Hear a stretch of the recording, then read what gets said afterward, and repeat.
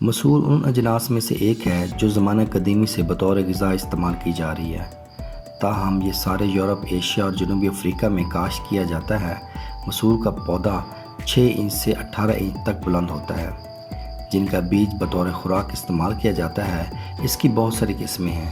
اس کے پتے، پودے کی بلندی، بیجوں کا حجم اور ان کی سرخ، زرد، خاکستری اور گہری خاکستری رنگ اس کی جمع اقسام کو ایک دوسرے سے الگ کرتی ہیں۔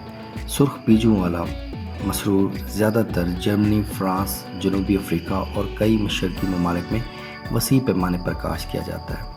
ان ممالک میں اہم غذائی حیثیت حاصل ہے۔ یورپ میں مسور سوپ بنانے اور مویشیوں کے لیے چارہ وغیرہ تیار کرنے میں استعمال ہوتا ہے۔ امریکہ میں غذائی ضرورت کے تحت ممالک سے درآمد کی جاتی ہے۔ پاک و ہند میں خاکستری چھلکے والا مسرور کاشت کی جاتا ہے۔ قرآن حکیم میں اس کا ذکر یوں آتا ہے کہ بنی اسرائیل من و سلوہ کی ناقدری کرتے تھے اور دوسری اشیاء کے علاوہ مسرور کی بھی خواہش مند ہوئے تھے۔ انہوں نے حضرت موسیٰ سے کہا تھا کہ ہم ایک ہی طرح کے کھانے پر صبر نہیں کر سکتے، اپنے رب سے دعا کرو کہ ہمارے لیے زمین کی پیداوار اور ہمارے لیے مسرور پیاز پیدا کرے۔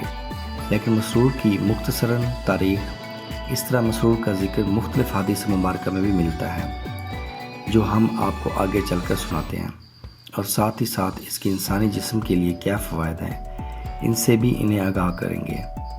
آگے بڑھنے سے قبل آپ سے گزارش ہے کہ ان باتوں کو بہت ہی زیادہ غور سے سنیے گا، تاکہ ان باتوں سے آپ کو بہت ہی زیادہ فائدہ ہو سکے۔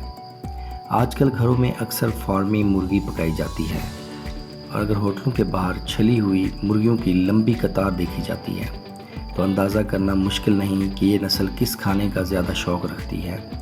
بچے اور نوجوان سبزی کے نام پر ناک منہ چڑھاتے نظر آتے ہیں، اور دوسری جانب بعض خواتین بھی کاہل اور تن آسان ہو گئی ہیں کہ ڈبے کے مثالوں اور فارمی مرغوں سے آدھے پونے گھنٹے میں مختلف ذائقوں کے سالن تیار ہو جاتے ہیں۔ تو کیا ضرورت ہے کہ سالن پکائے جائیں اور ان کے اجزاء کے ساتھ ساتھ تیار کرنے کی؟